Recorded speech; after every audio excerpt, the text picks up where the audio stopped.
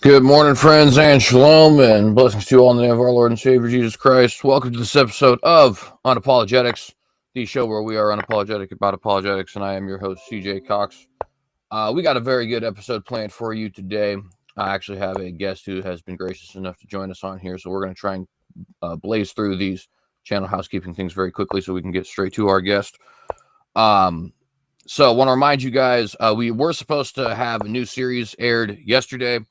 Unfortunately, it's a little bit difficult to get everything all set, and make sure it's written well and all that kind of stuff. So it'll probably actually be posting today. And I appreciate you guys' patience with that, but nonetheless, we'll be coming here soon. We got an open mic tomorrow. Tomorrow is Friday. Tomorrow is Friday. So we'll have an open mic tomorrow night it's going to be Friday, of course. If you guys are interested in that, definitely consider showing up. Should be around 10 p.m. Mountain Time. Also, Saturday, we'll be airing an episode of Hogsmayak again for Pentecost. And next week, we actually are going to have two interviews on August the 10th. Both are going to be with, David Roll's not a Christian. Anyways, we'll be talking with David Roll at 10 a.m. Mountain Time. Going to be discussing his new books, Legendary Kings. And then later on that same day, we'll be talking with Chris Date about physicalism. That'll be at about 6 p.m. And again, that's Mountain Time. Want to remind you guys also, we got 3 debates coming up this month. August the 12th will be with Will Kinney on open theism. August the 20th with David Preston on modern translations. And August the 31st with Turret and Fan on conditional immortality. All of those will be over at Standing for Truth's channel. Please consider subscribing to Standing for Truth's channel while you're at all this. And I think that's actually everything. I wanted to make sure to get through that pretty quickly. Like, share, subscribe. Make sure to hit that notification bell to get notified every time we go live. Different social media and whatnot. And yeah, let's just go ahead and jump right into the episode today. So we have a guest. That is TJump. Thank you very much for being here, TJump. Hey, is that a wolf and a lamb in the background? I was like, it is. It's actually a reference to a Bible passage, Isaiah 11. Talks about the wolf and the lamb lying together in heaven. The particular significance of it to me is that wolves, biblically speaking, are kind of like pigs, right? And also biblically speaking in the sense that they're not looked on very fondly. And so the idea that this creature that's looked on as kind of a detestable creature is actually in heaven lying with lambs, which are seen to be pure and all that kind of stuff is kind of, well, I don't know. It's a beautiful thing, in my opinion. You know what I mean? But at any rate, that is the painting there. Cool. So topic was God morality stuff. Yeah, exactly. Wanted to just have a kind of free-flowing conversation here about ethics. By the way, audience, we'll be going for about an hour, probably. So let's just go ahead and jump right into some of the questions. Well, first off, just some brief background in case anybody here doesn't know you. Who's TJump? Why might we want to have a conversation with TJump as opposed to some other random guy? I am a professional bathtub salesman, a very famous bathtub salesman. I do lots of sales of ceramics, and I sit in comfy chairs often. For sure. And of course, you would be probably most well known for some of your debates on Modern Day Debate, right? I think my first debate on Modern Day Debate was actually with you. It might not have been first, might have been second or third, but either way, very early in there. Sure. So you have your own kind of like ethics system, right? Based off of imposition of will and things like that. Is that correct? Yep. So if you wouldn't mind, explain a little bit about that. What exactly is the, first off, what's imposition of will for the audience's sake? And second off, what is the importance of it to your ethical system? I know it's probably a little bit obvious, but just in case anybody's unaware. Imposition of will is doing things people don't consent to. That's what it is. That's what I think the evidence of morality looks like. If we follow the patterns of moral intuition, moral progress, that's what it leads to. Definitely not God. God is the wrong answer for morality. For sure. So then I want to we'll just go ahead and jump right into it and pursue that a little bit. Would you say that all instances of imposition of will are immoral, or is there like asterisks there? Involuntary, all involuntary impositions of will. So with things like, for example, prison, Yep. do you have well, and let's just actually ask that as an open-ended form instead. What do you think what do you think should be done for somebody who has committed some kind of egregious crime, murder, sexual assault, anything like that? Obviously, we Well, it impose just their shouldn't will. be possible. It just shouldn't be possible for that to happen. That's what a moral universe would look like. But so in our own universe, though, do you have a way you would want to Doesn't preferably matter. deal It's with that? irrelevant to morality. So morality is the world where it can't happen. So prisons aren't relevant to morality. What objective morality looks like is what the perfect universe looks like, not what our universe looks like. So they're separate questions. Has nothing to do with morality. What we should do to prisoners. It's a pragmatic question, not a moral question. Would you still, on that note, then, would you still agree with the pragmatism of it, like separated from the moral question? Is it still a pragmatic thing to do? Is it in line at least with Sure. morality? It's not a moral thing. It's a pragmatic thing. They're separate completely. It's definitely pragmatic. It's definitely not moral. So, and that's an interesting thing because I think most people would probably consider that explicitly moral. In other words, most people I think would probably say something along the lines of that's the whole reason we, throw them in jail in the first place is to, have justice served and something like that. Nope, that's typically not what people say. So in the polls in philosophy, that's actually immoral. Justice is immoral. It's more out of necessity, not morality. It was pretty demonstrably shown by Sam Harris and his models of, well, if we could just cure them, we just let them go. Well, and to be clear, I think more specifically when I was saying most people, I think I'd be referring to just lay people, not necessarily philosophers. So was I. So like the polls show that justice is immoral. Punishing people is immoral. If we can cure them, the moral thing to do is to cure them and not punish them. All right, and that's I think the first place where I would disagree, not on the polls themselves, although I haven't actually ever, I guess, seen that. But so for me, I think I would take the position that the punishment of evil is in and of itself a moral good, or at least a moral better, for kind of a weird term. It does seem to me like if you are in a position where somebody's committed some egregious crime, that crime does actually have some kind of almost like a wage to it that needs to be punished. I'm sure you'd have a problem with that, right? So, well, yeah, kind of what there's would that the be? sixth grade. We proved that one wrong. Two wrongs don't make a right.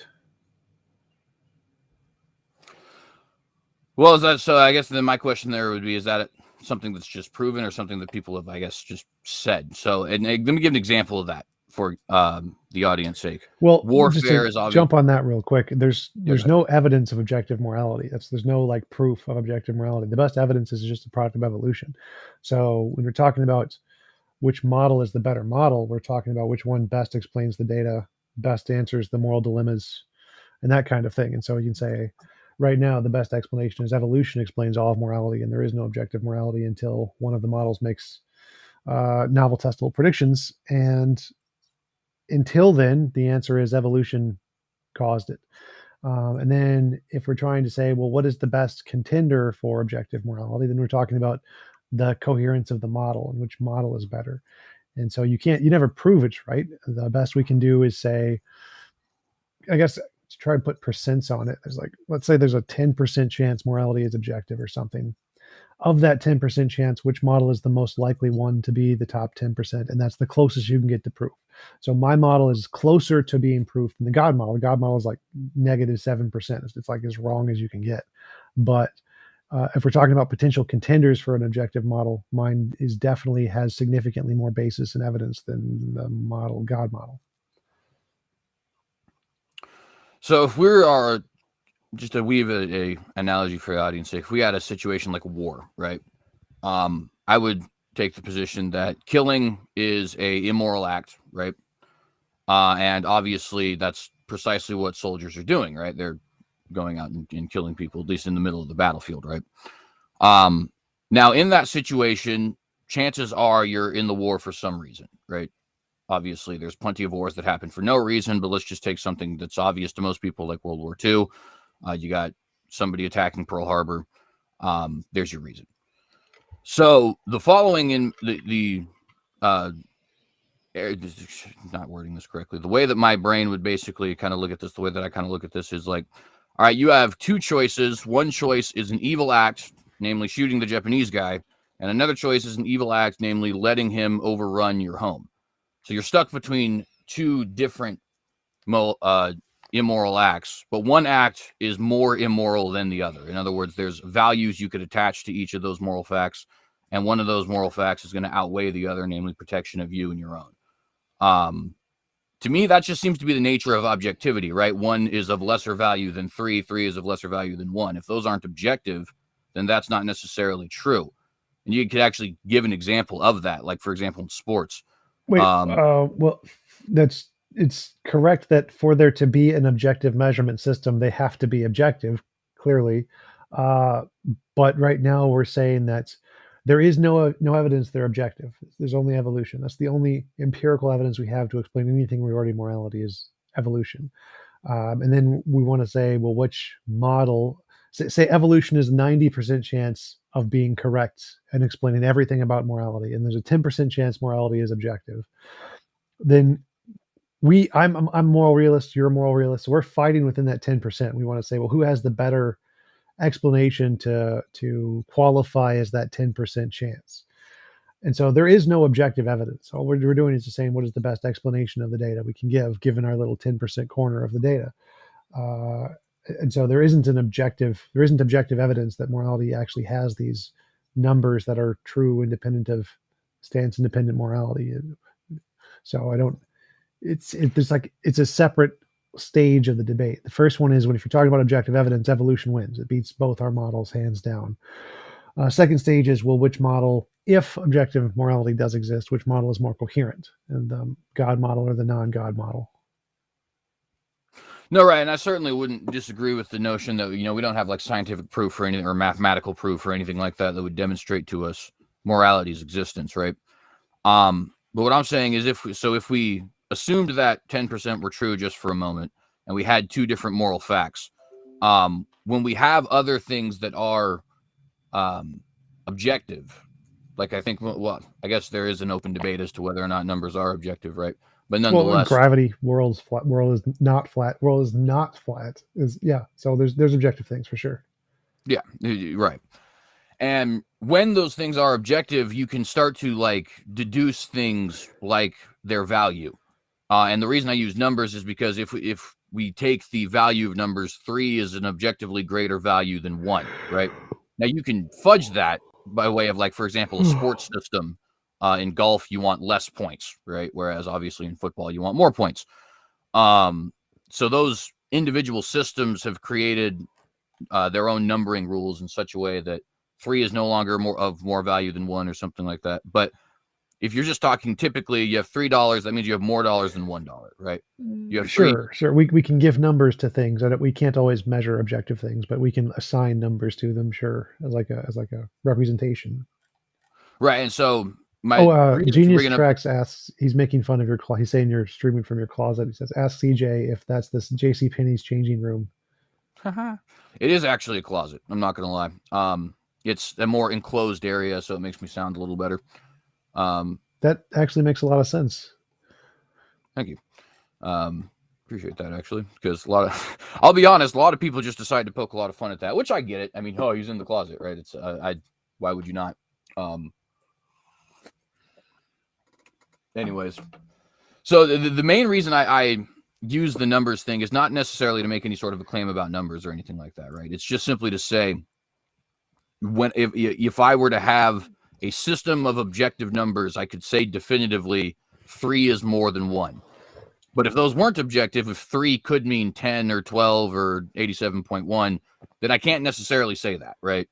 It depends on the particular rules that are being laid out before me. And in the same way, I kind of see things like morality, where you can be put in a situation if you have two moral facts where one fact has greater value than the other. To get this back to our prison question, that would mean the reason it's morally good to imprison somebody, in my view, is that the alternative is worse. And we can say the alternative is worse because both are objectively have some objective value. But that can't say doesn't it. make sense. So, like, say stabbing a baby or punching an old lady. Now, one of those is objectively worse than the other, but that doesn't make punching an old lady moral. It's still immoral. It's just it's a necessary evil. So if you have to choose between stabbing a baby or punching an old lady, it's not moral to punch the old lady. It's just a necessary evil because it's the least evil you can do in the situation. It would so given your definition, it seems like punching the old lady becomes a moral thing, which is why I don't subscribe to utilitarianism because I don't think that doing the lesser evil is moral. It's just still evil. So, and obviously, good point. I think that the issue that I tend to have with that is a lot of times when we get into these consequentialist kinds of dilemmas, um, we are put into situations where it's not just you have like a choice between the two, but if you don't, excuse me, if you decide not to do one of the things, then the other thing almost oh my goodness, again, necessarily follows, right? So, like for example, with the um, military example there, right? You either have the choice of stopping the opposing army, usually with force, or of letting them overrun your area there, right? Yeah, Um, but I'd see that as the same as the punching the old lady versus the stabbing the baby.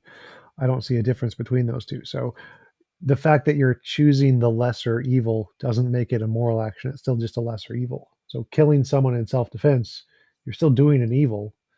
We can prove it's an evil because is there a more? If you were an all-powerful being, would there be a more moral option? Well, yeah, you could just teleport them or teleport yourself away or make yourself ethereal or give yourself a personal force field. There's infinitely many more options that are less bad than just killing the person. So it's definitely not a moral action that you're doing. It's just a less evil action. yeah, see, and I don't even necessarily disagree. It's just I think that there is something to be said about doing the right, or we'll say less immoral thing, given the situation, right? Um, and now, obviously, you wouldn't subscribe to the Bible, but there is a Bible quote talking about, if you know to do good and don't do it, then that's evil. I'd say that that's a fairly, Christian or not, I'd say that that's a fairly correct assessment. Well, I definitely wouldn't You agree with that part. So that part's wouldn't agree?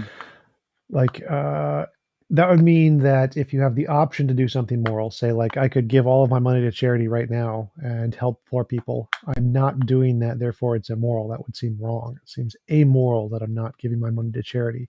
So I could do a moral action, which is give my money to charity, give all my possessions to charity, and I'm not doing it. Is that an immoral action? Well, by your quote, it seems to imply it would be, whereas by moral standards, it seems like it would be amoral. It's not immoral to not do something moral. It's only immoral if you do an immoral action. Yeah, see, and I think that's an interesting area of disagreement because I think I would disagree there. I think that if I were to have a situation where, I have expendable income and I'm not giving that in any way to somebody who is going to benefit Mm. from it, that does seem to me to be morally wrong. And in order for our world to be as perfect as it could possibly be, it would seem like that it would seem like I would have to be doing something to help out those less fortunate than me. Now, it's immoral in a different way than actively committing immorality. In other words, it's more passive. Whereas if I were to go out and slap somebody, that's obviously active. Um, but it does seem to me to be a action where good could have been taken, good was not taken, and as a result, there is more suffering in the world. That seems to me to be relatively immoral, I guess, is just to use the same word we've been using. So, for example, if someone was infinitely powerful and was watching a baby die of cancer and could help them and didn't do it, that would be immoral. I actually, yes, I would say that provided that there was, now I'm a Calvinist, so I do believe that there is reasons for certain things that go on in this world, specifically foreordained reasons. So my answer there would be, obviously contingent upon that fact. So if there, for example, you have the baby drowning, I would say that there is some thing, whatever thing it happens to be, I don't know. I unfortunately don't have prophetic insight, that causes that to be necessary, or perhaps causes it to be for the greater good, or however you would want to say it. The exact way that the Bible puts it is all things works together for good for those who are called according to his purpose. But you kind of get the idea that is being set forward there, right? Well, yeah, but But yeah, if there's just no, was that a rational thing to believe? So, for example, say we were living in Nazi Germany, and in Mein Kampf it said all things Hitler does for some greater good to make the world better, or whatever. We could believe that, and we could say that, oh well, it says it in Mein Kampf, or therefore it's true. And then when we see Hitler gas babies to death and them suffer and die, we can be like, oh, well, there's some greater good. He's doing it for the greater good. Or we could think, well, if we look at the evidence, what does the evidence say? We can follow the evidence wherever it leads. Killing babies is bad. He clearly doesn't need to do that, as far as we can tell. Like there's some magical unknown reason that we just don't know about. He could just, not kill them. That would be great. right. And so it seems like the more rational position is probably not to believe that sentence, since all of the evidence seems to point to the contrary. And simply believing it because you want to is not a rational position, as far as I can tell. Yeah, and I think the Hitler example is actually a really good example to use there, because from the human perspective, in other words, as Hitler, as a Nazi, as an American soldier, any of those kinds of people, it's obvious that what Hitler was trying to do was negative, was purely negative. He's trying to take over the world, or at least take over Europe. He's trying to get rid of a certain quote unquote undesirable race, happens to be my own people. So I obviously have a little bit of an emotional attachment to that. But we can just flatly agree as human beings, this is wrong. Now, of course, the question was more like, from our perspective, when we look at Hitler, say we didn't know what his motivations were. I think his motivations were actually to try to make the world a better place, or something along those lines. they certainly were, definitely. But he was wrong about it, but they were. When we look at the evidence, we can say in his book it says he has reasons, and when we look at the possibilities that we can imagine, he's very wealthy, has power over the government. He can provide food for the babies. He doesn't need to gas the babies. As far as we can tell, we don't see any such reason. There's no reason that we can imagine where Hitler could not have just chosen not to murder the babies. But it says in the book there's some unknown reason. Should we trust the book that there is some unknown reason that is just out there that we can't imagine, even though it's clearly possible for us to imagine lots of other alternatives? Or should we probably say that's probably false, given all the evidence we have, given we can clearly imagine alternatives where this is not the case? It seems like the reasonable explanation is not to trust that, or that we don't have any evidence to trust that, and all the evidence is to the contrary. Yeah, and I think that with somebody who is a human being, that's likely true. Now, I would add the asterisk of, if you accept his social Darwinism, then I think he probably was working for the quote greater good. Now, I don't accept social Darwinism, and so I would reject that outright. But if you have a social Darwinist worldview, and you have the ability to get rid of things like mental handicapness, or even just not very athletic people, like if you could create a world where everybody was, Randy Moss or Tim Tebow or something like that.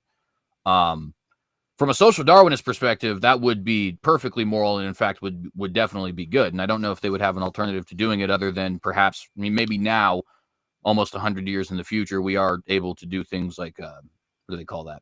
There's a term for it, but basically when you edit the baby in the womb. Gene modification. Yeah, there you go. Thank you. But the question was more like, from our perspective, you can forget whatever the motivations of Hitler might be. Say we just don't know. The only evidence we have is we have a book that says he has some unknown reasons that justify all of his actions, and we have our imagination. We can clearly see, if I had the power Hitler had, if I had the money Hitler had, clearly I wouldn't need to drown or to gas babies. I'd be like, nope, we're just not going to gas the babies. We're going to feed them. We're going to let them go. We're not going to gas them. Seems like a very plausible option. If I was in his situation, I could clearly do this. And so in this case, is it rational to believe what the book says? And it doesn't matter who this is talking about. It doesn't matter if it's talking about Hitler or God or Dumbledore or magic leprechauns. It doesn't make a difference what it's talking about. The question is if we are comparing, there's a sentence in the book that says there's some unknown reason that justifies these heinous actions, and contrast that to our knowledge that we, if given this power, could clearly do something differently and less immoral. Which is the more rational thing to trust? Oh, and Yeah, and I think the ultimate point I'm trying to get at is that I completely would agree with your example with Hitler, and I wouldn't with God. And I think the situation of the Holocaust is a very interesting example. So if we were to have a divine perspective, which nobody does, right? But in 1925, what we would not have known, that Hitler also himself would not have known, but that provided a God does exist, God would have known, is that the end result of this is going to be a litany of incredibly positive things. So, for example, the stateless people being abused here, namely the Jews, are going to have a state by the end of this. The fractured and very isolationist world is going to be open to each other after this. A lot of people are going to have incredibly advanced technology, bringing themselves out of what is essentially their own extended dark ages after this, like Russia, Ethiopia, Saudi Arabia, all these other kinds of places. So, but the Bible in doesn't other say words, any of that. So like the Bible doesn't give any of the actual reasons. It doesn't say these are the reasons of that he's doing that. So it doesn't give any examples of what the future examples are. So all we have to go off of is our knowledge and the sentence in the Bible where he says there's some justifiable reason. Charles asked, "What is social Darwinism?" I think he means eugenics in order to call out weak or bad genes. That's like what I think he means by yeah. eugenics. Also, Mel Via says, "Huge Vikings fan. I appreciate that CJ mentioned Randy Moss. Super chat. Thank you." So the argument here is that I can imagine not gassing babies. It's very easy. If I was in Hitler's position, I could not gas babies. I could do it very clearly. If I was in God's position, I could very easily cure all cancer with the snap of my finger, all powerful being and all. And so, given my current abilities of my intellectual capabilities, I can see, given the power that the leader has, whoever the leader is, I could clearly do things differently. And whatever hypothetical positive good you can imagine, I can get that and without cancer. No child cancer. I can get whatever positive good you could ever imagine. Anything you could ever say, I'm going to be able to say, I can get that without child cancer. And so the fact that it says in the Bible, there is this unknown magical reason that no one can ever imagine that uh, justifies these heinous actions doesn't seem to make sense, because no matter what action you could ever list, I can always get it without child cancer and pretty much anything else. I can get pretty much any positive good no matter what you list without any involuntary imposition of will whatsoever if I was an all-powerful being. And so it seems irrational to trust that sentence. It seems much more rational that it's just wrong and it's something that either God is lying or that people made it up because they wanted to believe in their God had justified reasons even though it didn't exist. And so it seems like the rational thing to believe here is not that the God genuinely has some kind of unimaginable reason that we can never ever comprehend. It seems much more likely that no, we can actually just solve this. If we had all power, there wouldn't be an excuse. Well, I don't know if it would be necessarily unimaginable. I think that would be one thing I'd want to briefly push back on, only because it does talk about things which are relatively vague, certainly, like all things work together for good, right? Or for and those are specifically for us. All things work together for those who are called according to his purpose.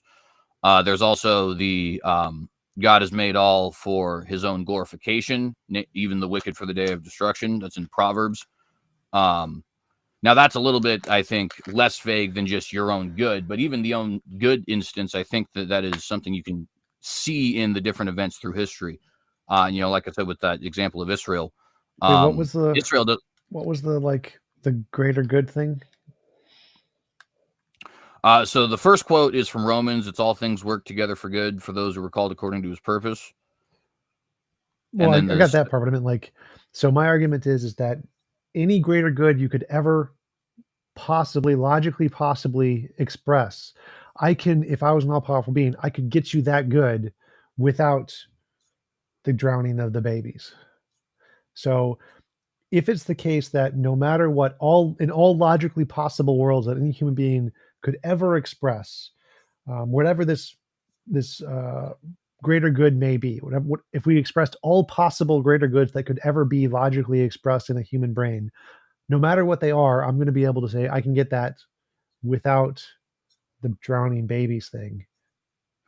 if I was an all powerful being, and I can just give you a method of how to do that. And if that's the case, it seems like it's irrational to think that there is some extra human brain kind of reason that is just beyond our comprehension. That's just out there. It seems more rational to say no. It's just wrong. It seems like we should just say the authors of the Bible were just wrong, and God probably doesn't exist, and they just wanted to believe this, and so they added that in as kind of like an ad hoc justification for evil. And so like the counter I'm looking for is like, can you give me, because you said it wasn't going to be logically impossible, or that it wouldn't be outside of human imagination. And so I would need like an example of what a greater good in that we can literally imagine would be, that I wouldn't be able to imagine a possible world where if I was an all powerful being, I could get that without the drowning babies. Well, and I'll just say flatly, I don't know if I would necessarily be able to do that. And given the parameters of our own world, I don't know if such a thing would necessarily be possible. And so, what I think the question then, in sort of to push back on, would be why are the parameters set up in such a way that they are? Especially if we were to assume the God hypothesis for a moment, why does he set up such a world that people have what seems to be free choice, or people have what seems to be this idea of like a guilt, or any, all the different things you can list that exist in our world, right? Well, I'm happy to So have all of those things, but you don't need. I can have all of those without the babies drowning. So those I don't that's necessarily think that part's true. And I think well. actually, Let me phrase it. Is it logically possible? Logically possible means there's no logical contradiction in a world where people have free will and God did not flood the world and drown all the babies. I guess I wonder about that. I don't know if it would be logically impossible for someone to always use their will in a good way.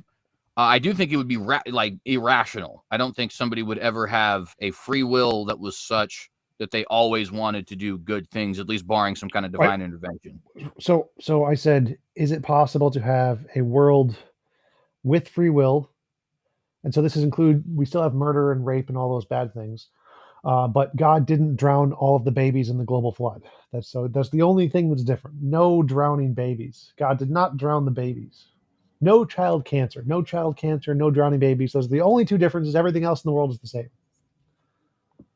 No, yeah, there's certainly no logical contradiction there. My reason for bringing up the evil, though, is because the flood is a punishment, right?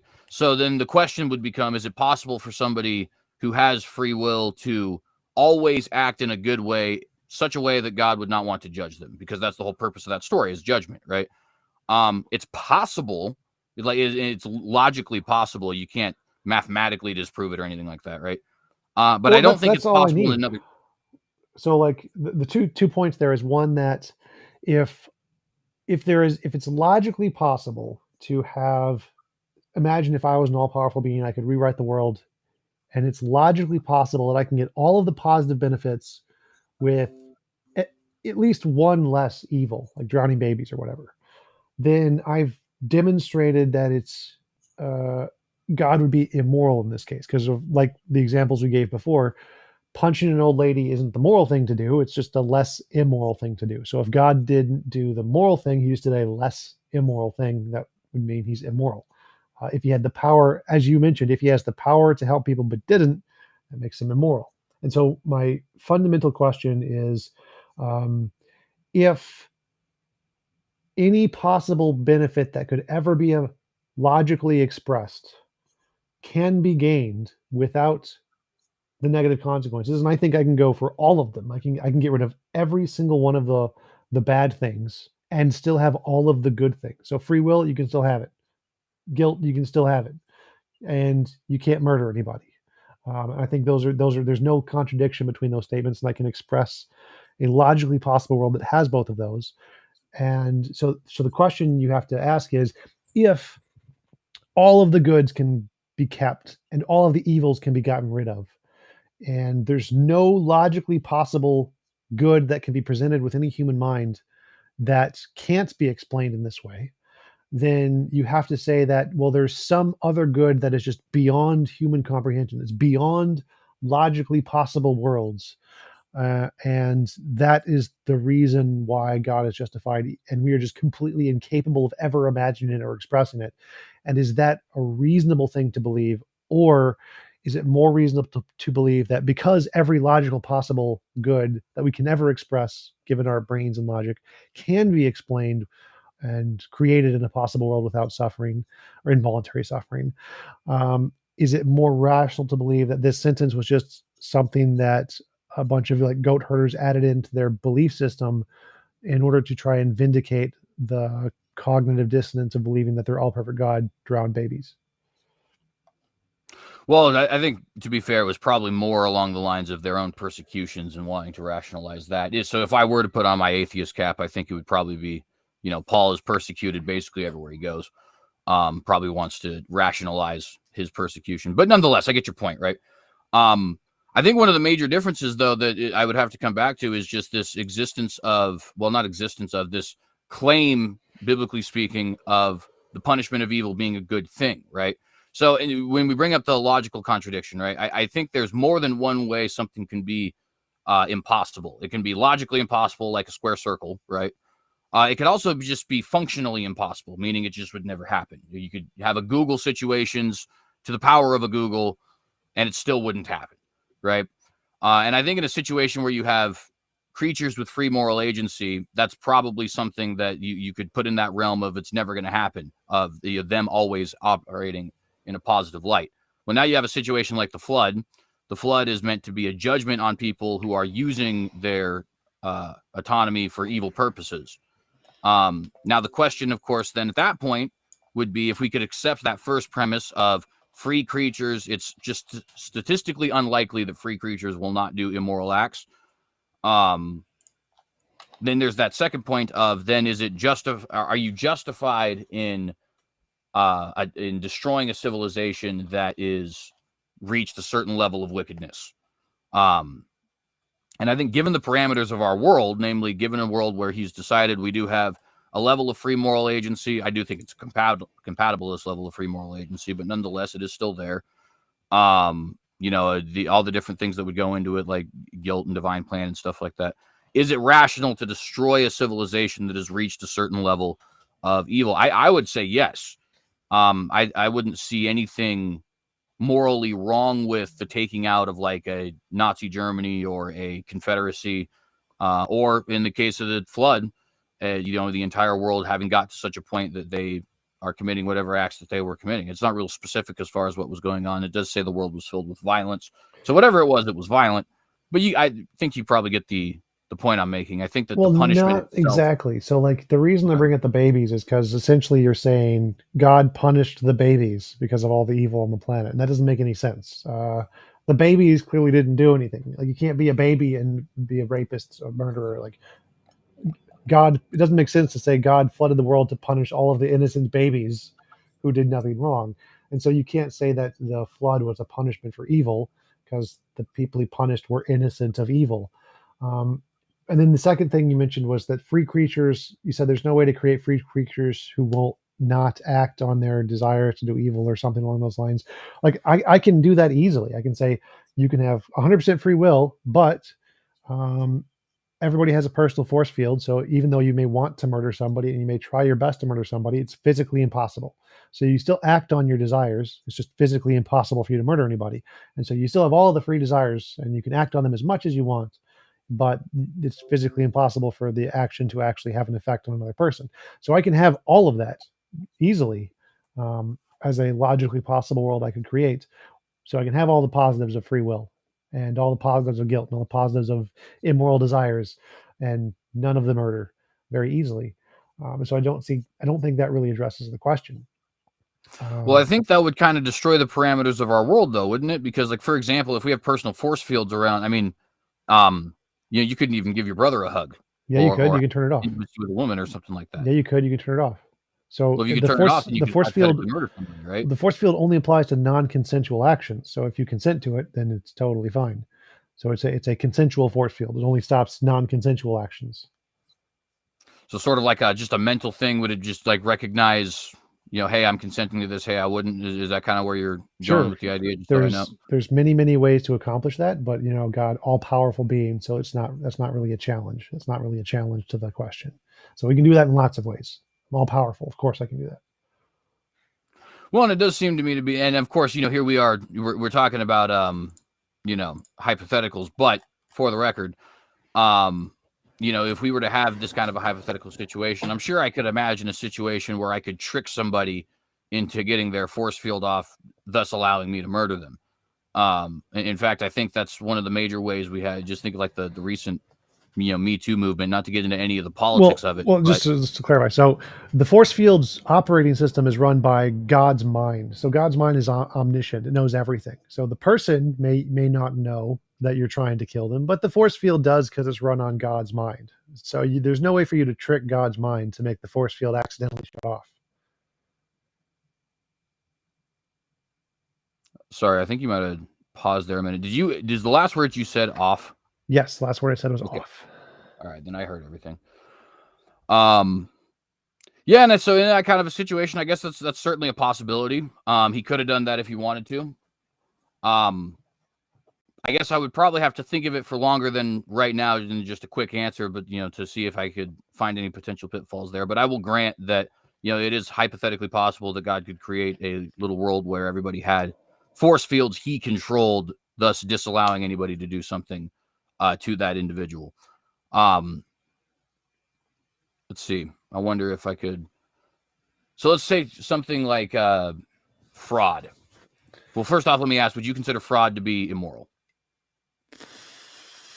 What is fraud?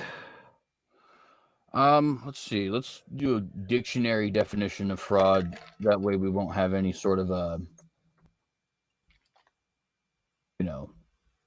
argue about the potential definition here. So, wrongful or criminal deception intended to result in financial or personal gain. Would you consider that immoral? Well, I mean, it's like it's in the question, the definition. It says it's immoral, but because it says wrongful. But yeah, I guess that's true. So we'll just say then deception intended to result in financial or personal gain. So it can be like if we were in my world, my best of all possible worlds, no, you could. It's just impossible. So it wouldn't make a difference. So the way I would design the world, if I was the all-powerful being, I would say everybody gets to design their own universe, and you get to have a full list of all possible actions, and you get to put each action on either an allowed list or a not allowed list.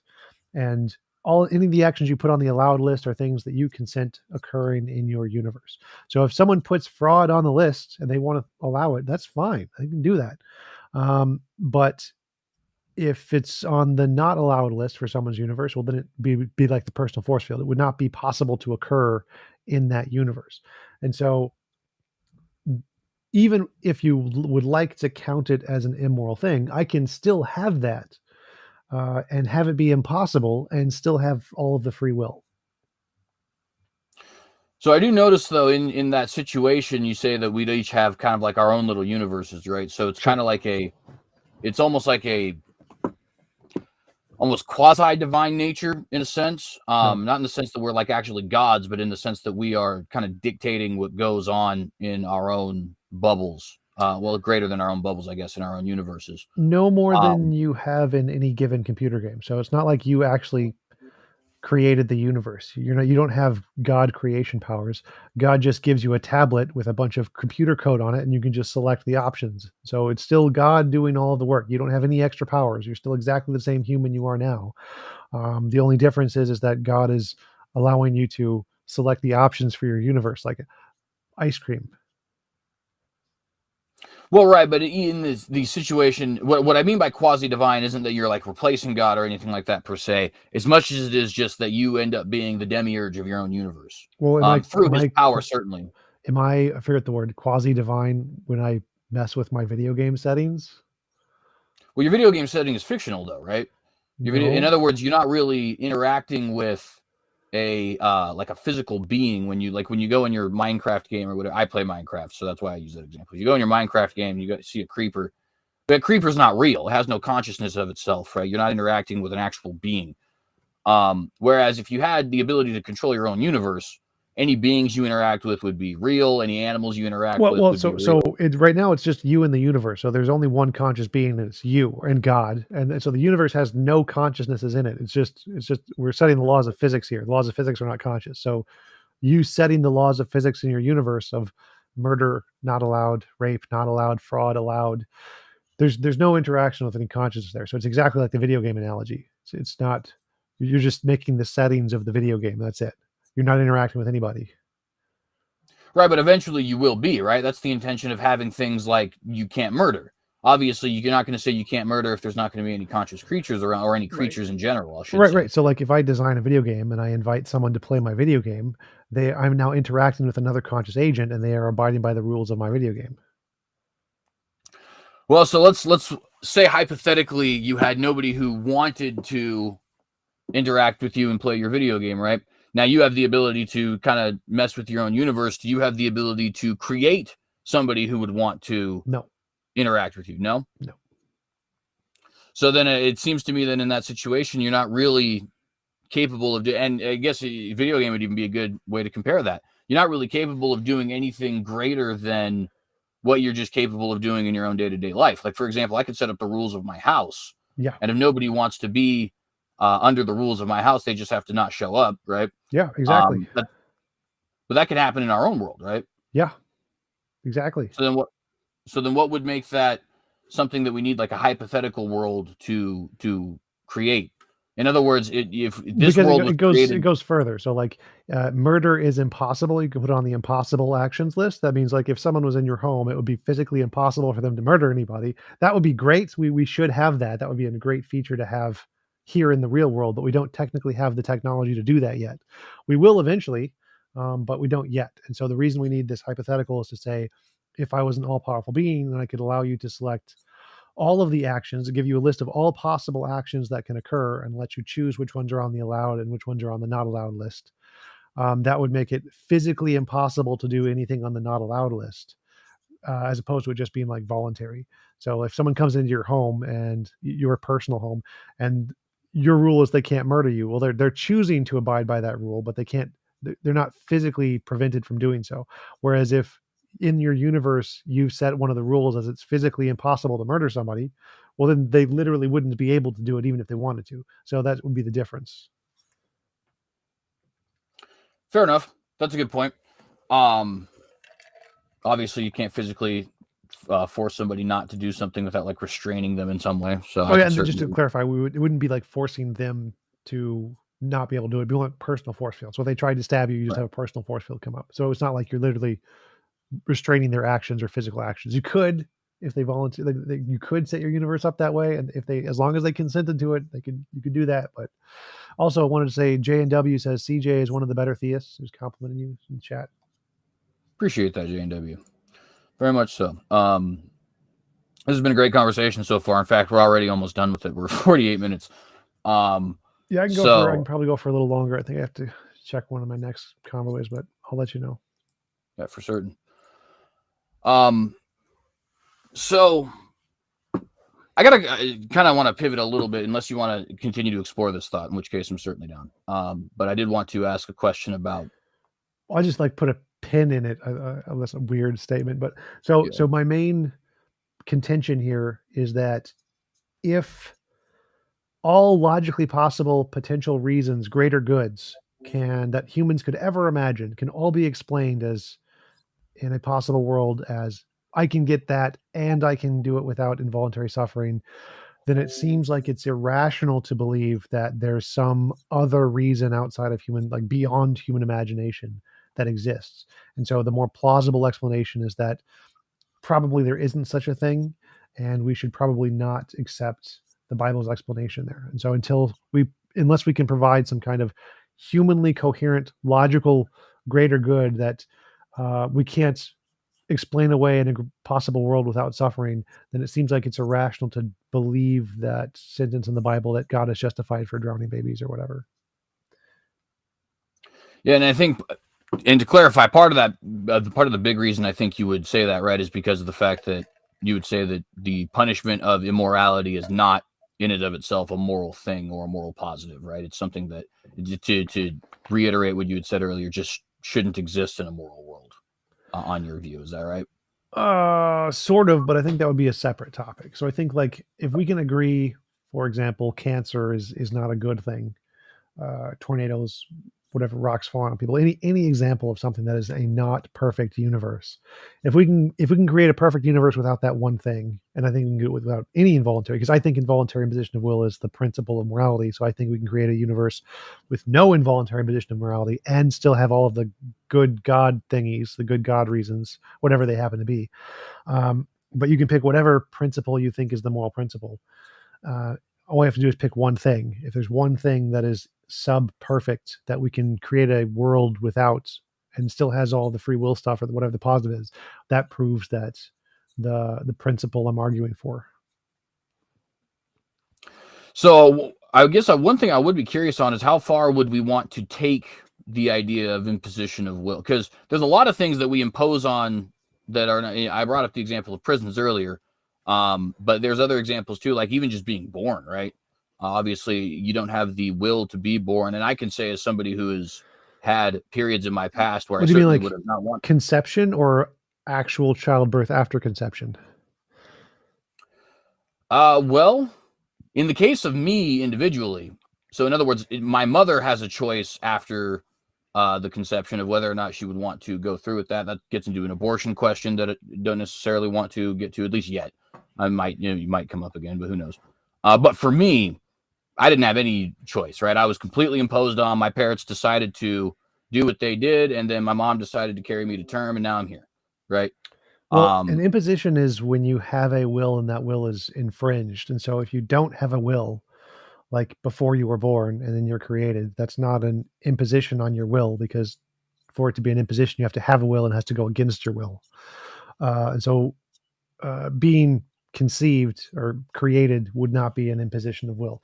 If, for example, you were in the womb and you didn't want to be birthed, kind of like Stewie, you just didn't want to leave from Family Guy, then it would be an imposition of your will because you didn't want to leave the womb or whatever. But obviously, that wouldn't happen in my universe anyway. So if you have a situation where and everybody's probably met somebody like this who didn't want to be born. They're depressed, they're psychologically distraught in such a way that they hate their life. You mean they wish they hadn't been born?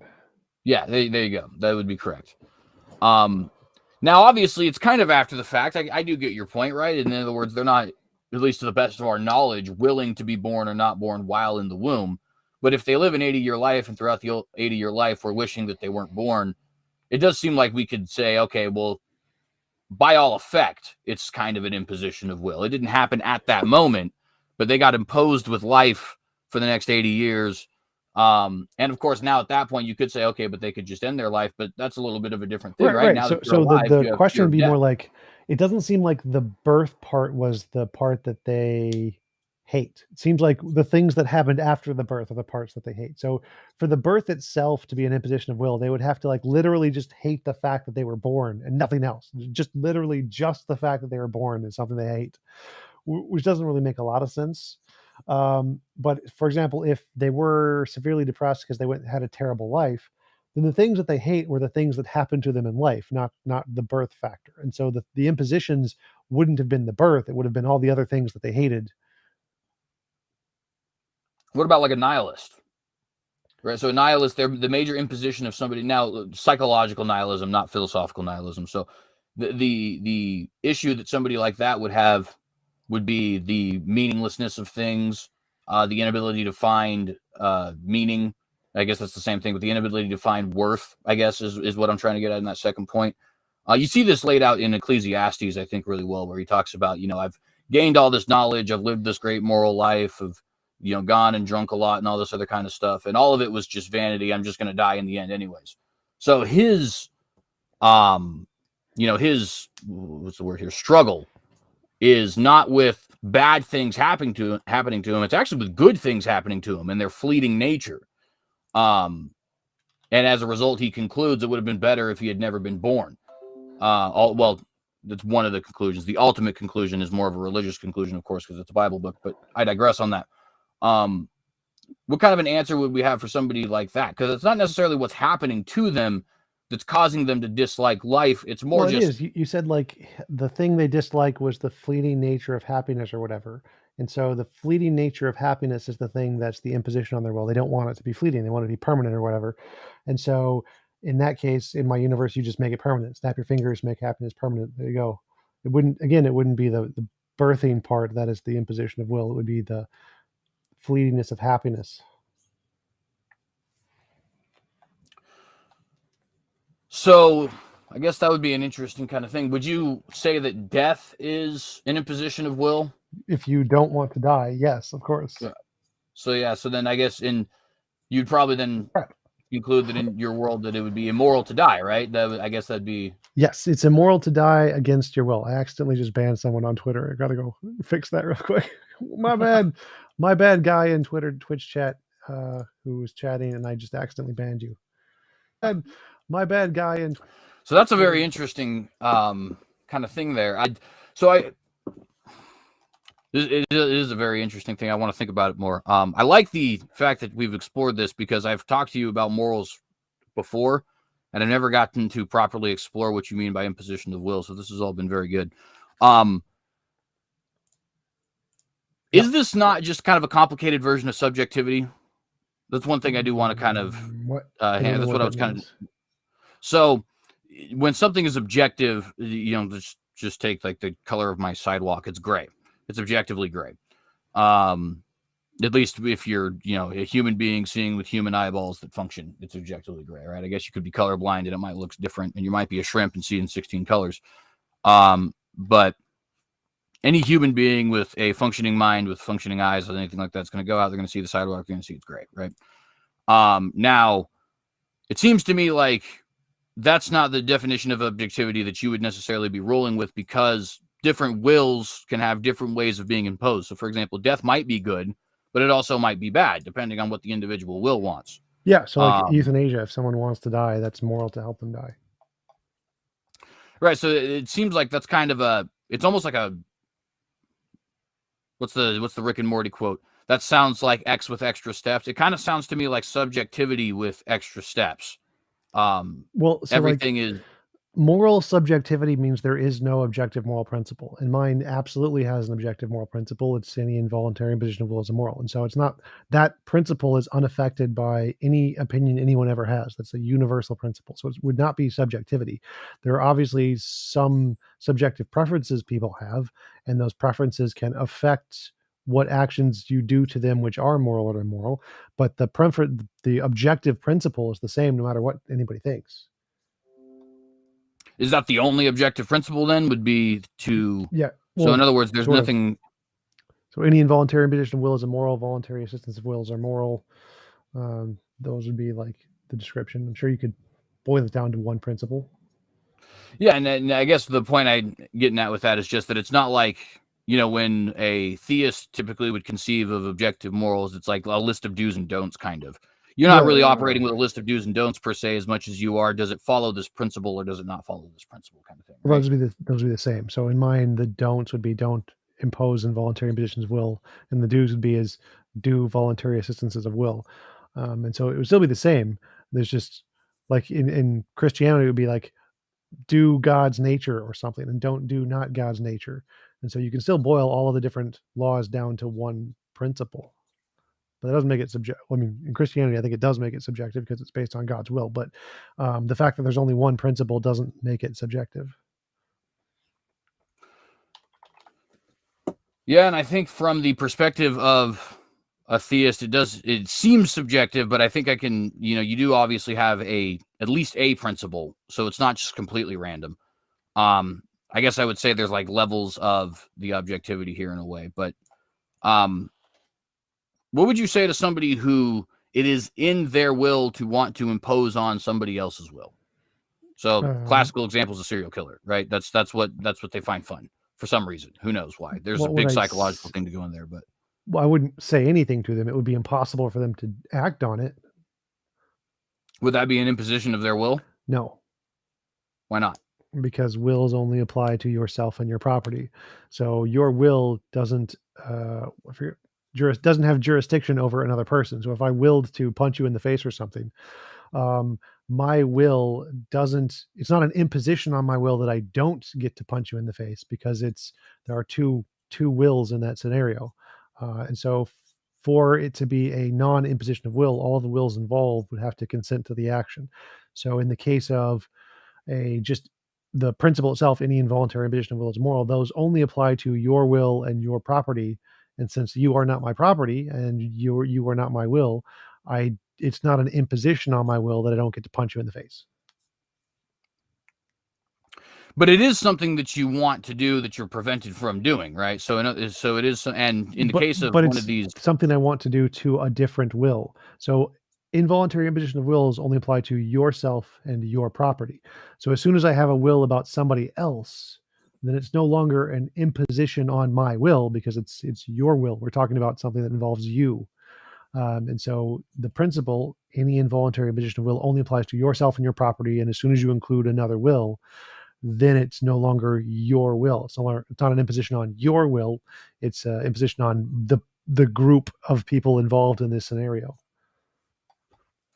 yeah, and I think that the issue I would have there, though, is, if you have somebody who is sadistic for whatever reason, and again, there's obviously the litany of psychological reasons that happens. We don't necessarily need to get into that, but they are certainly not having their, living their best life, so to speak, quote unquote. Jeffrey Dahmer seeks to kill people. That's what makes him happy. He's not able to do so. Well, I'm not sure what you mean by living their best life. Well, I'm being a little coy when I say that. Well, my point is just to say they don't have their full pursuit of happiness as a possibility. Now, their pursuit of happiness is wrong. Don't get me. I don't want to, muddy the waters here. I don't think it's okay for somebody to go out and murder people, but it does seem to me like what they will to do is explicitly imposition of others' will. That would have to be, because you say the imposition of will only applies to you and your property. That would have to be something you immediately cut off from them, right? But then they have essentially just a miserable existence where they're not able to do the thing that they really wish to do.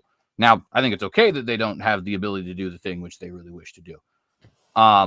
Well, sure, but why is that okay on your model, right? In other words, why is it not, like, their happiness almost seems to be irrelevant in that situation? Well, happiness is irrelevant. So happiness isn't the goal. It's not like imposition of will isn't the same as get to be happy. Those are two separate things. So like if the principle was what is moral is everybody gets to be happy, then we can just give everyone cocaine and just hook them up to brain dopamine stimulators and make them all happy. So happiness doesn't really matter. It doesn't matter if people are happy. What matters is for a moral universe is their involuntary imposition of will. And if in my universe, if there was such a being, they could snap their fingers and change their brain to desire something else if they wanted to. That would be an option, but they wouldn't be able to murder other people even if they wanted to. And if they just chose to live in misery, remaining true to their murderous intentions and not changing, but also never being able to experience that, that would be their choice. They could hypothetically create AIs that aren't conscious that could kill in place, and that would be fine, like video game characters, if they wanted to. But yeah, if they wanted to just kill only real souls, real other consciousness without their consent, and were unable to do this, they would just be miserable, and that's their choice. They get to make that choice. Hi, Cosmic QQ from Germany. Thank you for the super chat. Yeah, and so you can even get, I think, a little bit more exploration of this kind of principle that I'm getting at here too. Like, for example, with something like sexual intercourse, which is not only immensely pleasurable, but is also it's very important for things like intimacy with another person, psychological health, stuff like that. Not to say that celibate people can't be psychologically healthy and stuff like that, but I think you know what I mean there. Obviously, there's no greater level of intimacy than being sexually intimate, at least I would think. That's also obviously something that requires another individual. Sure. Now, and it just seems to me like we're in a weird position there, right? Because on one end, it is imposition of somebody else's will if I force them into that. On another end, it is kind of an imposition of my will that I never get to do it if everybody says no. Now, it's an imposition in a different way than you're talking. Certainly, you've already addressed that it's not. That you're speaking specifically about yourself and your own property. freely granted. Right. That's right. So I would apply it to the exact same thing as before, like if I wanted to punch you in the face. So the fact that if I desired to have sexual relations with another conscious entity with a will and they don't want to do it, that is not an imposition on my will, because the will in that scenario is both mine and theirs. So in my world, again, you could create sex robots and do whatever you wanted to them because they're not conscious, and so you still have intercourse. But if you want to have intercourse with another will, then they would have to consent, and if they don't, that is not an imposition on your will, because the wills in that scenario is you and them. Well, it's not an imposition of will on your model. In other words, what I mean by that is, like, the parameters you've set up is that this is specifically applying to it. It reminds me kind of the non-aggression principle, right? Which is a libertarian principle that basically says you can do anything that you wish so long as you're not actively harming another person. Now that non-aggression principle, depending on who is laying out their exact libertarian model, could have certain elements of change, right? So you're going to have certain people who would say the non-aggression principle means you shouldn't spank a child, whereas other people would say that that level of aggression is not necessarily implied. Now, in that example, it is literally aggressive, right? To spank a child is literally an act of aggression. There's just simply no getting around that. It's definitionally true. But some might have a model that says that's not what we're talking about when we say non-aggression principle, and libertarians will have that conversation. I think we have a similar thing kind of going on here, right? Where it's like, this person wills to do something like have intimacy with another person, or in the case of the sadist, even something much more violent. That's what they seek to do. And we are literally telling them no. In other words, we're imposing on that will. Now, that's not what you mean by imposition of will, granted. But as far as like a dictionary definition, it does seem like that's precisely what we're doing here. And we're just simply conceding, well, because they wish to impose on other wills, it's okay for us to impose on their will, or at least use their ability to will a certain thing. Right. So involuntary imposition in my model doesn't mean literally you can do literally anything you want. Like that, I don't think anybody thinks that's the moral standard, that you must be able to literally do literally anything you want. That's not no, and that's not necessarily what I'm saying. What I mean is that, like, you can have two different wills wanting two different things, and as a result, it seems like one of those wills has to be squashed.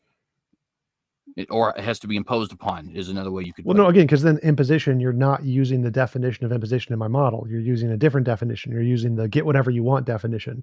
And that's just not the definition of imposition. So imposition of will means no will in the situation is imposed upon, not just you get what you want. But you keep conflating the imposed as meaning literally get everything you want, which is different than the way I'm using it, which is get what you want in regards to yourself and your property. Right. So let me just kind of, I guess, boil this down though. Would you though agree that in this instance, if we use the, I said just more general, we could say, I use dictionary as the earlier adjective, but definitions of imposition of will. Yes. If you're that using will is imposed on, right? If you're using, in other words, if we're not. Yeah. So if you're using the global definition of imposition as in not getting everything you want, then yes, it's an imposition that you don't get to rape and murder people. But that's not what imposition means in my model. It's just a completely different definition. So it's an equivocation between two different definitions of imposition. In my model, imposition only applies to things of do you get what you desire in regards to yourself and your property, but it isn't an imposition for you to not get to do things to other people that they don't want you to do. And so it's just conflating two different definitions of imposition there. Yeah, I think we could probably let that go ahead. We got a super chat from Marty Med Scientists. Why do each of you reject the naturalist evolutionary view of morality? Well, I'll be very quick with that. Actually, I think that's a good question. But number one, I think it leads to grossly immoral places. From my personal opinion, the evolutionary system of morality inevitably leads to something like social Darwinism, like what Adolf Hitler was talking about.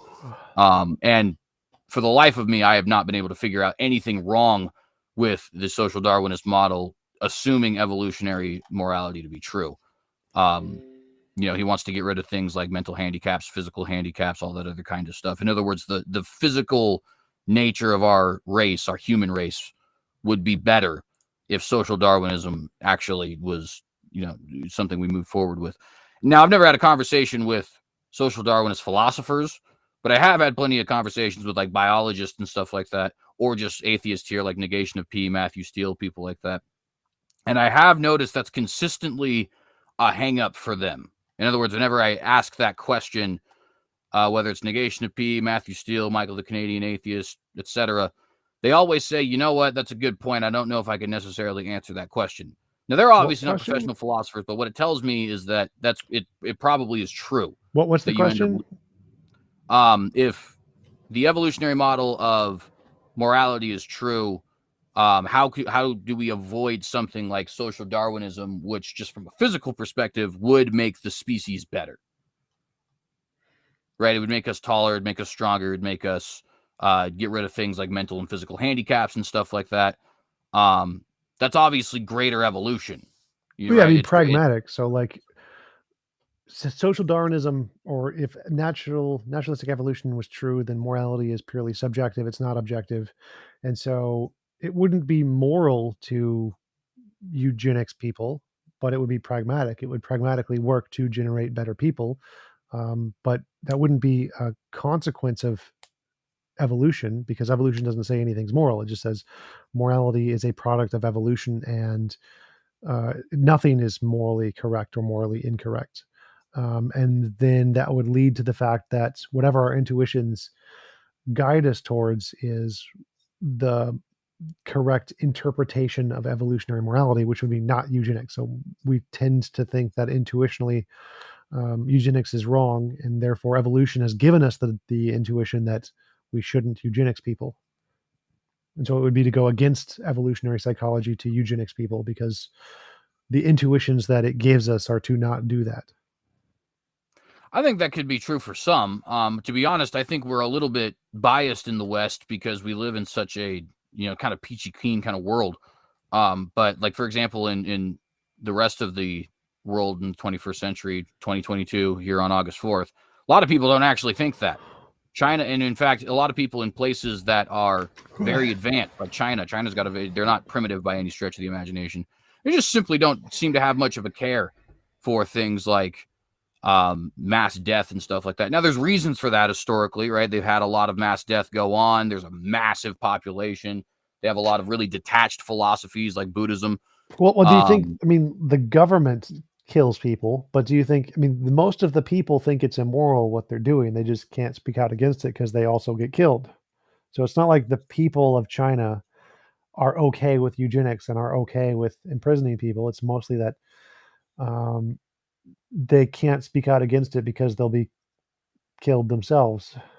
So I don't think like the morals of the Chinese people are okay with eugenics. Like the Chinese immigrants who like live in America aren't okay with eugenics. The Chinese immigrants to other countries aren't okay with it. So I think it has more to do with the political climate than the moral climate of Chinese people. I would say it's more of a cultural climate. In other words, I think that the history of mass death and philosophy in China, combined with the population, combined with the way that they're raised, which of course is a consequence of the state, leads people to have a very detached view of life in such a way that it's like, okay, this isn't necessarily problematic for us. And I think that's something you can see very often. In fact, even in the West, you have something like abortion. Culturally, we have a detached view of that. Whereas, for example, in Afghanistan, you're certainly not going to, right? Their culture is such that they would value life in the womb very strongly, primarily because of things like, Islam and, just other different cultural factors in there. But my point there is just to say there's obviously nothing inherently wrong about, Chinese people or anything like that. But you can have that history, you can have that culture, you can have that philosophy lead you to such an extent that you don't really find anything necessarily immoral in these actions. Well, I wouldn't, because I've met a number of Chinese people. My dad went to China, and I don't see that in the Chinese people. So I need more data to try to confirm that Chinese people are okay with eugenics, because I don't think they are. I'm pretty sure that moral progress and the evidence we have of moral progress throughout all societies everywhere in the world is a pattern against that. I do not see that. Well, I guess I would just want to ask kind of a pretty straightforward question. If it wasn't something that they were okay with, how could it happen? And I know the Because the answer would be, government well, shoots people that disagree. That's how it happens. It's right, like, but why do taxes happen? Because the government's going to put you in prison. It's not like everyone in America is okay with taxes. not everyone in America, but the majority is, right? And that's kind of my No, point is like you no, have everyone to, hates taxes. well, let's make sure Like the we're kind majority of of clear people though, are right? Because for, well, like the majority of people are for legalization of marijuana. Marijuana is not legal. The majority of people are for um, abortion rights. Abortion rights now just got overturned in Roe v. Wade. There are lots and lots of policies that the majority of Americans are for that the government is against. Just because the majority of Americans or the majority of a populace, even in a democratic state, doesn't mean that those policies are going to be enacted by the government. And so it's especially not the case that the majority of people in China may agree on some policy and that policy would be represented by the political uh, group in China. So I don't think there's no connection between the majority of people believe it, therefore the government's going to adhere to it, especially in a totalitarian state like China or North Korea or anywhere with dictators. So I don't think there's a connection between those two. That you can't. I don't think you can draw a connection between those two. see, and I think I would disagree because my main reason, everybody's heard the quote, government is by consent of the governed, right? That's obviously meant to be a principle of popular sovereignty, but it's also, I think, just a truism. I don't think, like, for example, in Nazi Germany, there's let me actually use a example from a television show that is supposed to be displaying Nazi Germany. Band of Brothers, if anybody's ever seen that. There's a scene very near the end where the Jewish soldier in the American troop goes to one of the Germans, and the guy's just saying, I'm not a Nazi, I didn't do it, anything like that, and he says, basically bullshit, you couldn't smell the smoke, kind of thing, right? And the sort of underlying assumption that soldier is making in that scene is, if you guys really didn't approve of this, it wouldn't be happening. Right, you could have stopped it in some way because there's millions of you, there's only a couple of them, and nobody is capable of actually forcing an entire state to do something entirely against their will. I think that's very, you use some good examples here with marijuana. Marijuana, the majority of people do want marijuana to be legal, and that's the direction the country is going. On a state level, it doesn't seem like the federal government's going to do anything about that anytime soon, even though it's not their place constitutionally, but I digress. It Well, I does mean, you seem just like want to give up state, like slavery. There were lots and lots and lots of slaves, far more slaves than slave owners in many regions in the world. They didn't consent to being slaves, but they couldn't really stop anybody or do anything about it because they didn't have a military. So the fact that there's more people that disagree does not mean that that's going to have an influence on the policies that are going to stop it. It's but just notice with not that how example history too, right? works.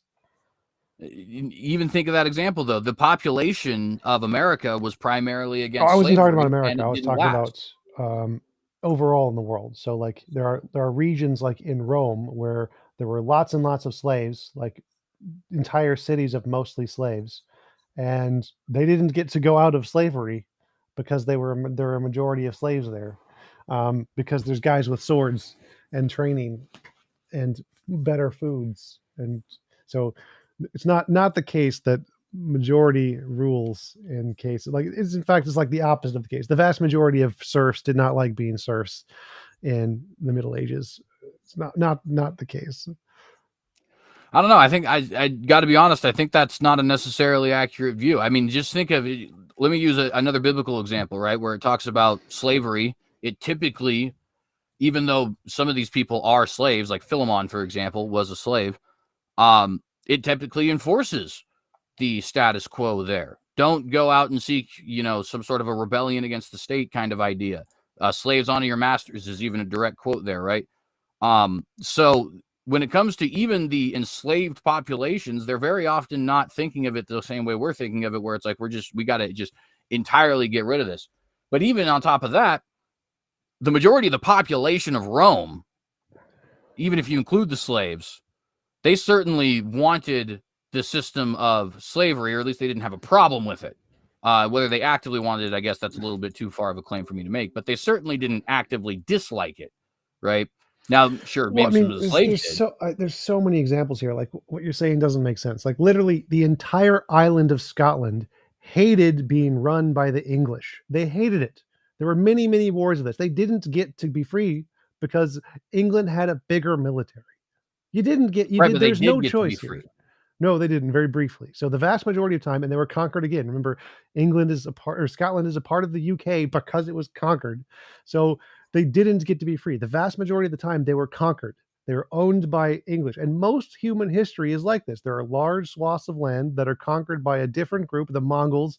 There are more people in China than the Mongols. The Mongols owned the land until the Hun. Same thing. Julius Caesar had a military. The military was a smaller percent of the population than anywhere he conquered. They still obeyed. Like literally, your examples don't make sense. The history of humanity is the vast majority of people are governed by a minority who have a military, and you don't get a say. It doesn't matter if you don't like it. Um, Scots didn't like it. The Irish didn't like it. The people who were under Attila the Hun didn't like it. The Mongols, the people who conquered, the Mongols conquered, didn't like it. Nobody likes being conquered by another military and then having all of your women and cattle stolen and you can do nothing about it. They don't like that, but they can't do anything about it because it's a military. This is like history. Well, I think you're kind of missing my point, though, right? And we'll stick there with the Scotland one, right? So Scotland certainly didn't like the act of being conquered, right? And they didn't like when they were under the rule of England. And so they fought back and they eventually won their freedom. And that's my point. As soon as you have decided, I don't like this thing and I'm going to do something about it, the ruling elites there are going to have a problem. They're not going to be able to actually maintain this system because it's just a simple Well, no, numbers game no, at that point. that's And the part Scotland was that's the part free that's for wrong. like Like 500 years they before eventually lost. being Scotland unified. lost more than they won. The fact that they won at one point in time is irrelevant. They lost. Most people who fight against the people with the military lose. Winning is rare. And so Well, your you got to example understand though in that that's not. Scotland, if they don't like it, they're going to lose most of the time and they're not going to be able to change it most of the time. Only a very small minority of people actually win at the end and get freedom. So the vast majority of all of history proves your statement wrong. The vast majority lose. Like Africa, they never got freedom from the British. The British just won everything. American Well, I don't Indians. think that's American true because Indians they're free never. now, right? But American even Indians to stick with. hated the settlers. Didn't get a choice. They were forced to do it. Like all of history is the exact opposite of what you're saying. Well, so let's just stick with the Scottish example for a moment, just to not muddy the thing real quick, right? Scotland was actually independent for almost 1,000 years. Now, with some small areas of not, like, for example, during the time of William Wallace and Robert the Bruce, they had to fight wars of independence because the English had conquered them. But we're talking about like the 1200s, early 1300s, right? But they established the kingdom in, I believe, the 800s. And they didn't end up becoming part of the UK until the Union of the Crowns.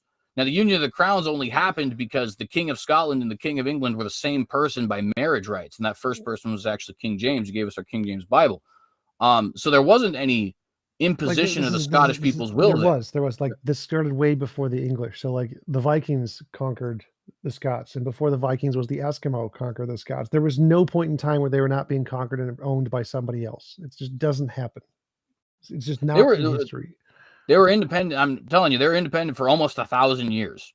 The Scottish kingdom, I'm fairly certain it was the 800s that the Scottish kingdom was first established, and it's 1707 that the Union of the Crowns takes place. Now, there is a Scottish War of Independence in between those two dates, which is where you get William Wallace and Robert the Bruce. But it was a very temporary thing, and No. that's But exactly my before point. that was the Norsemen. The Norsemen were conquering all about the 700s and 800s. So there was no time. There was zero time where the people were free. They were all conquered by different groups. It was the Norsemen, then the English and the French. And there is no time in history where the majority of people disagree and they can revolt. Doesn't happen. It's never, ever does that is not a successful model. If you are owned, there's some minority people in power, they tell you what to do, and if you disagree, you die. That is the consensus among history. It just there's no justifiable way to argue that if a lot of people disagree, it'll just change. It's not how facts work.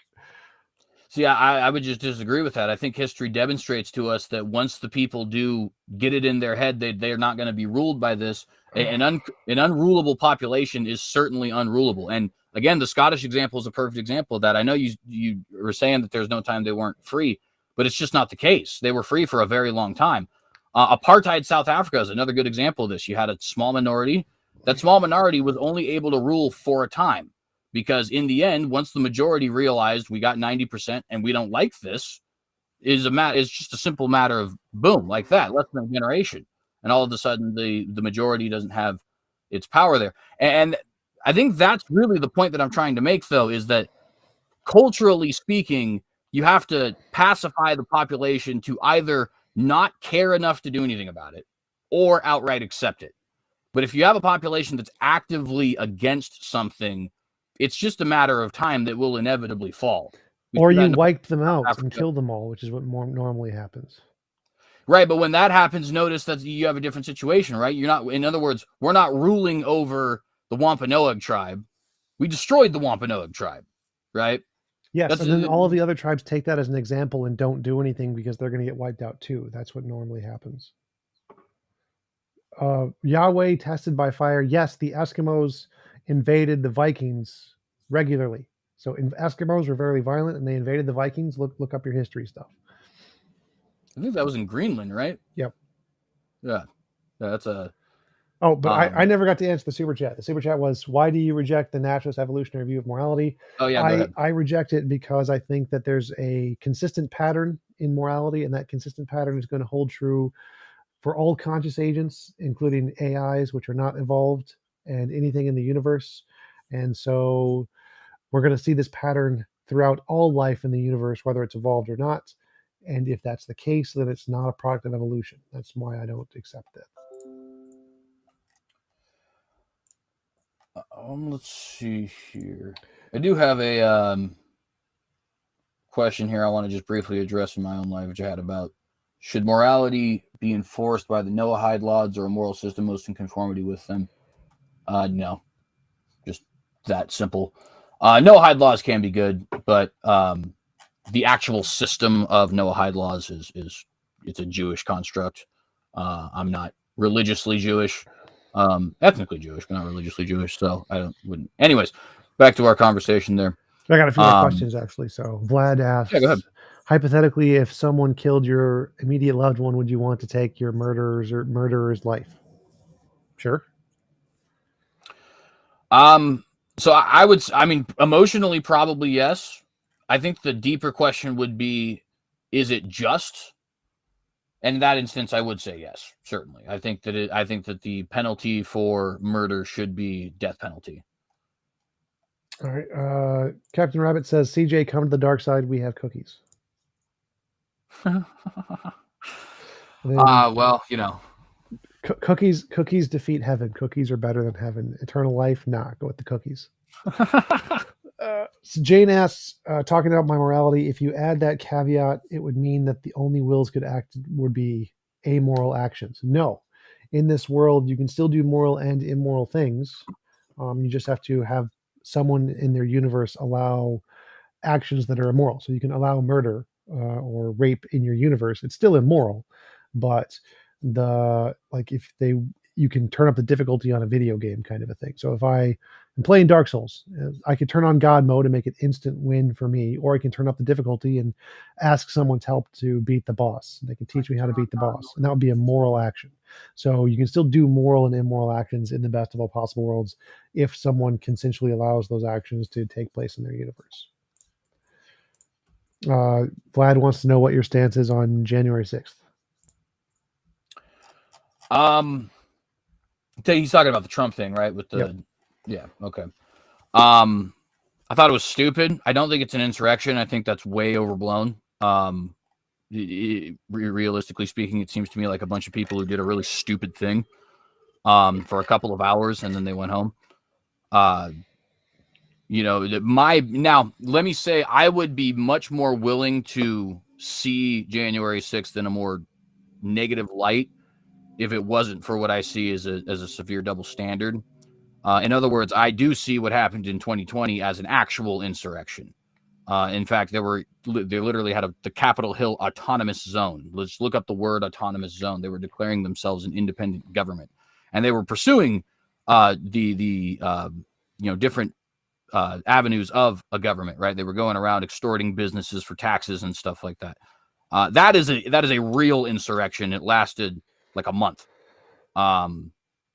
What happened to January 6th was a bunch of really stupid people doing something that was really stupid. I don't support them, but I don't think it was an insurrection. Now, would my view of that change if it wasn't for the fact that we have that double standard? It might. I'll certainly acknowledge that. I wouldn't be as dismissive of it if we weren't so dismissive of 2020. But it does seem to me like we're just kind of applying, this over here, I don't agree with these guys, so that's an insurrection. And this over here, I do agree with these guys, so that's not an insurrection. And I don't like that. It annoys me. Yeah, I don't think I would call it an insurrection either. I think that for it to qualify as an insurrection, they have to have some like proposed methodology to take over or change the results. And that seemed more like a violent protest more than an insurrection. I don't think they had any. No one in the group actually had a planned methodology where they could actually legitimately try to change the results or replace the people in power somehow. I don't know if that could have been a thing. Yeah, I'd completely agree. And even with that beginning portion too, right, as far as a violent protest, I definitely agree there too. It's certainly not something that should have happened. I wouldn't endorse it by any stretch. But it did get weird. I mean, like you get Nancy Pelosi talking about like the sacred ground of our democracy and stuff like that. It's like, okay, this is a real bizarre language. Whereas, on the flip side of other things that have occurred, it's like we wouldn't dare use such language. I mean, the sacred grounds of democracy, quote unquote, in numerous states were certainly assaulted. And I don't know, maybe it's even unfair to always compare 2020 with January 6th, but they are so close in proximity with each other and opposite sides doing what seems like the same thing that it seems like you're always going to have to take them one with the other. At any rate, though, that's my answer there. I hope that suffices for the questioner. Yeah, some people in the chat are complaining.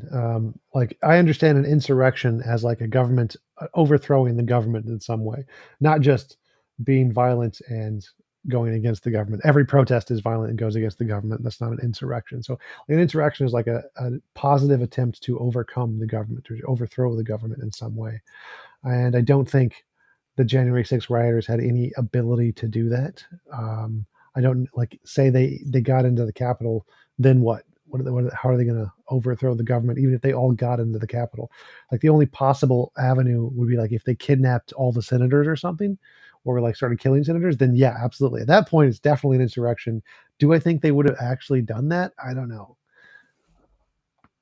Well, and one other thing I would add to it too, and by the way, just for the record, I am not a Donald Trump fan, but I don't think that he had as much to do with that as people are claiming.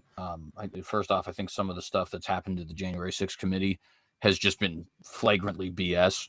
Like he definitely did not jump up 3 seats forward in a limousine and start choking the guy who was driving. That didn't happen for sure. I don't care how many times that the guy says it happened. I do not believe him unless he gives me some like actual evidence to demonstrate it, because that seems to be physically impossible given the configuration of the car. I don't like the dude. I don't think he ever should have been the president of the United States, despite my conservative values. But the idea that he was like actively endorsing overthrow of the government, I don't think that's true at all. I think he said numerous times during that day that there should be no violence, that people should be protesting peacefully and all that kind of stuff. So I don't know. A Brute Facts podcast. Eddie from Brute Facts says, "Come stay in CJ." I don't know what that means. Come stay in CJ. As Christians, we must absolutely condemn as harshly as possible, considering they called themselves Christians and even prayed during the January 6th thing. No idea. Yeah, no, I don't know.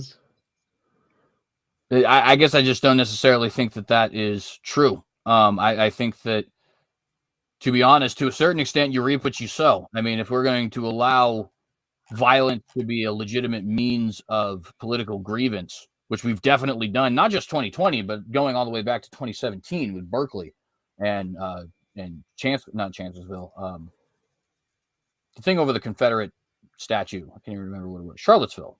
Was it Charlottesville? I think so. Yeah. Anyways, the point is, we've allowed violence to become a legitimate means of expressing your political grievance. And I think it's super inconsistent to say all of a sudden when Trump did it, now it's bad. Or when Trumpers did it, to be more precise, now it's bad. Now it is bad. Again, I don't endorse it by any stretch of the imagination. But you plant those kinds of seeds, you're going to get that kind of wheat. I think that's all I got for Super Chats. For sure, for sure. Well, we have hit about an hour and 35 minutes here, it looks like. So you've actually given us more time than we originally allotted.